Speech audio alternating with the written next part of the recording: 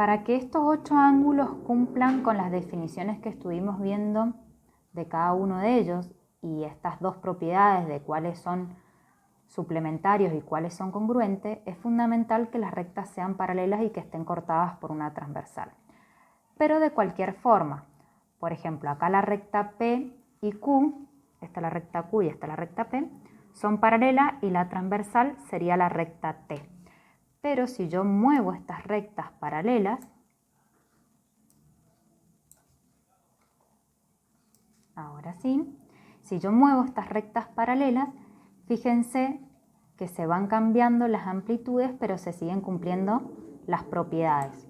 Por ejemplo, ahora vemos que las rectas paralelas han cambiado de dirección con respecto a cómo las teníamos recién, pero se siguen cumpliendo de que estos dos ángulos, los azules que son correspondientes, siguen teniendo la misma amplitud, es decir, que siguen siendo congruentes. Por ejemplo, los alternos internos, este rojo con este verde, también cumplían la propiedad de que eran congruentes, entonces por más que cambie de dirección las rectas paralelas, se puede seguir viendo que sus amplitudes son iguales. Podemos decir, por ejemplo, que estos conjugados internos, el rojo y el azul, por más que cambie de dirección las rectas paralelas, siguen siendo ángulos suplementarios, es decir, que si sumamos 143 con 37 nos da 180. Entonces no importa en qué dirección estén las rectas paralelas, mientras sean paralelas y estén cortadas por una transversal, no pasa nada. Es decir, no cambian las propiedades. Este es otro dibujo donde podemos ver claramente de que las dos rectas, es decir, la recta P ahora es esta y la recta Q, que es esta, no son paralelas. También están cortadas por una recta T, que es transversal, pero la recta P y la recta Q no son paralelas. Entonces, no podemos hablar de ángulos correspondientes, de ángulos alternos internos, de ángulos alternos externos, conjugados internos ni conjugados externos, porque justamente no se cumplen las propiedades. Al no ser paralelas, no puedo determinar cuáles serían los ángulos interiores, cuáles serían los ángulos exteriores, no puedo determinar quiénes son los que están de un lado del semiplano y quiénes son los que están del otro lado.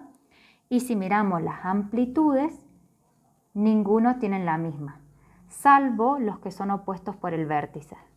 Por ejemplo, los dos ángulos que están pintados acá de verde miden lo mismo porque son ángulos opuestos por el vértice, igual que los amarillos. Por eso yo les decía recién de que los ángulos opuestos por el vértice los podemos encontrar en cualquier tipo de rectas, no solamente en los que sean rectas paralelas cortadas por una transversal. Entonces, en este caso, los únicos ángulos que medirían lo mismo van a ser los opuestos por el vértice. Pero no encontramos los correspondientes, los alternos internos, los alternos externos, ni los conjugados internos ni los conjugados externos, por no tener rectas paralelas. También acá puedo hablar de ángulos adyacentes, porque también dijimos que los ángulos adyacentes los podemos encontrar en cualquier tipo de rectas.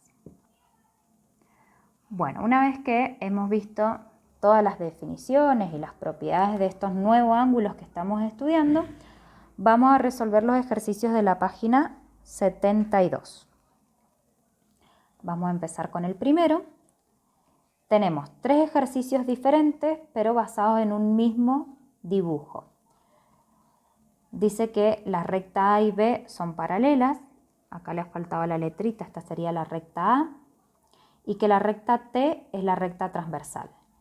Y como podemos ver enumerados los ángulos del 1 al 8. Y solamente me dan una pista. Me dicen que el ángulo 1 mide 97 grados. De ahí vamos a tener que calcular la amplitud de todos los otros ángulos y decir por qué.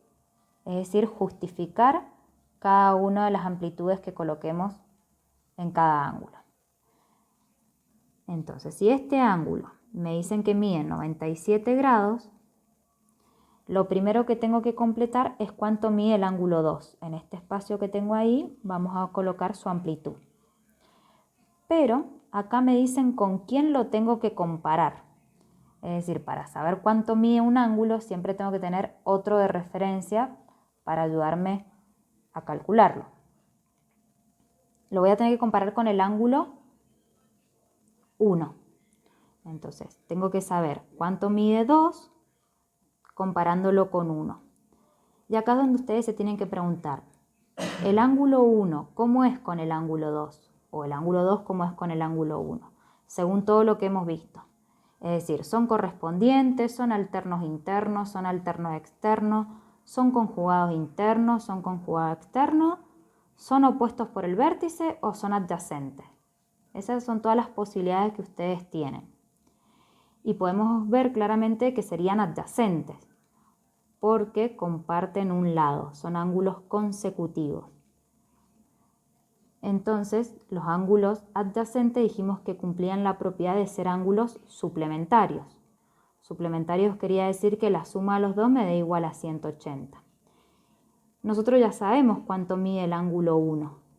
Mide 97, entonces ya podemos calcular cuánto mide el ángulo 2. Podemos plantear una ecuación, 97 más x igual a 180 y ahí despejar x.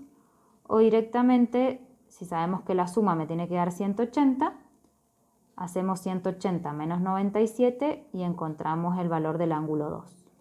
Ustedes se pueden ayudar con la calculadora, no hay problema. Sacan la cuenta, llegamos a que el ángulo 2 mide 83 grados. No se olviden de ponerle la simbología correcta a un ángulo. Si ustedes ponen 83, no se sabe bien a qué nos referimos. Ya acá es donde les decía que vamos a tener que justificar. ¿Cómo nos dimos cuenta de que el ángulo 2 mide 83 grados? Y porque lo comparamos con 1. Y a su vez nos tuvimos que preguntar cómo eran entre sí esos dos ángulos. Entonces lo pudimos sacar porque nos dimos cuenta que esos dos ángulos son adyacentes. Y así vamos a hacer ahora con 3. Tengo que sacar el valor del ángulo 3 y también me pide que lo compare con 1. Entonces, observando el ángulo que tengo que sacar con el que me están pidiendo que lo compare, me puedo dar cuenta que estos dos ángulos son opuestos por el vértice. Y la propiedad que cumplían los ángulos opuestos por el vértice es que son congruentes, es decir, que miden lo mismo. Por lo tanto, no hace falta que hagamos ningún cálculo. El ángulo 3 mide 97 grados, por ser opuestos por el vértice con 1. Hacemos lo mismo con el ángulo 4, que me piden que lo compare con 1. También 4 y 1 son adyacentes. Quiere decir que la propiedad que cumplen los ángulos adyacentes es que son suplementarios. Entonces la suma de los dos me tiene que dar igual a 180 y es hacer la misma cuenta que hicimos recién para el ángulo 2. No hace falta que la hagamos de nuevo, ya sabemos entonces que el ángulo 4 mide 83 grados, por ser adyacente con 1. Además de eso, también lo puedo ir comparando con otros ángulos. Si bien a mí me piden que lo compare con 1, yo tengo que ver que todo coincida. Si al 4 y al 2 los comparo, son opuestos por el vértice, entonces 4 y 2 deberían medir lo mismo. Vamos ahora con el ángulo 5, que también lo tengo que comparar con 1. 1 y 5. Ambos están en el mismo semiplano, uno exterior y otro interior, y no son adyacentes. Esas características me hacen dar cuenta de que son ángulos correspondientes, y los correspondientes eran congruentes. Entonces 5 va a medir lo mismo que 1. Vamos ahora al ángulo 6, que también lo tengo que comparar con 1. Están los dos ángulos en el mismo semiplano. Los dos son exteriores y no son adyacentes. Entonces esas características me hacen dar cuenta de que son ángulos conjugados externos. Y los conjugados externos son suplementarios. Entonces no miden lo mismo, sino que es 180 menos 97, que ya teníamos hecha esa cuenta con anterioridad. Entonces si ustedes se van fijando una sola vez van a tener que hacer un cálculo y ya después les sirve para ir completando.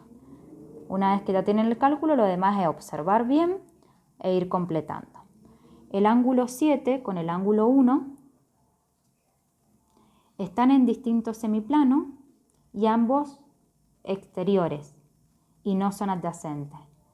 Entonces son ángulos alternos externos. Y su propiedad era que eran congruentes. Entonces 7 también va a medir 97. Y por último tengo que sacar el ángulo 8 y compararlo con el ángulo 3.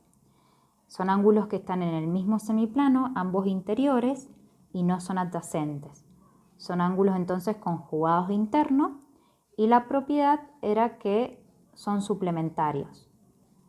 Es decir que voy a tener que hacer 180 menos lo que mide el ángulo 3, que el ángulo 3 ya lo habíamos sacado que medía 97. Obviamente es la misma cuenta, por eso no hace falta que la hagamos y podemos concluir de que el ángulo 8 mide 83 grados por ser conjugado interno con el ángulo 3.